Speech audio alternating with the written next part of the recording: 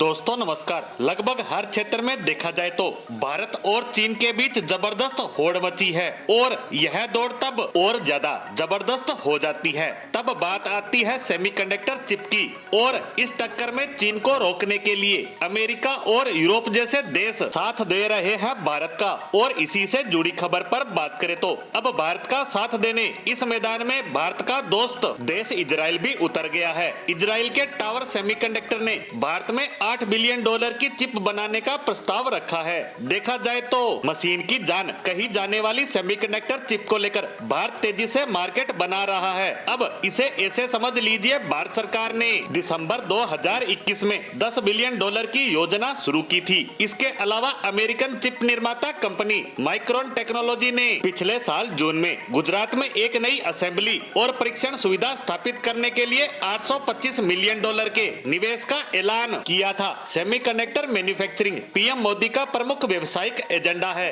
और अब इसी सेमीकंडक्टर चिप को लेकर बड़ी खबर यह है कि इजराइल की टावर सेमीकंडक्टर ने भारत में $8 बिलियन के निवेश का प्रस्ताव रखा है। टावर भारत में 65 नैनोमीटर और 40 नैनोमीटर चिप मैन्युफैक्चरिंग करना चाहती है। 2022 में इंटरनेशनल सेमीकंडक्टर कंसोर्टियम, जिसका टावर सेमीकंडक्टर एक हिस्सा है, उसने भारत की सेमीकंडक्टर स्कीम का हिस्सा बनने के लिए आवेदन किया था। हालांकि उस समय इंटेल ने टावर सेमीकंडक्टर का अधिग्रहण करने का प्रस्ताव रखा था। इस डेवलपमेंट के कारण कंसोर्टियम के आवेदन पर निर्णय को रोक दिया गया था। आईटी मंत्री राजीव चंद्रशेखर ने पिछले साल अक्टूबर में टावर सेमीकंडक्टर के सीईओ से मुलाकात की थी। बैठक में भारत में इजराइल के राजदूत नावर गिलन भी शामिल हुए। बैठक के बाद राजीव चंद्रशेखर ने बताया कि भारत और टावर के बीच सेमीकंडक्टर पार्टनरशिप को लेकर चर्चा की गई। टावर सेमीकंडक्टर की बात करें तो ये इजराइल बेस्ड हाई वैल्यू वाले एनालॉग सेमीकंडक्टर सॉल्यूशन है। ये ऑटोमोटिव, मेडिकल,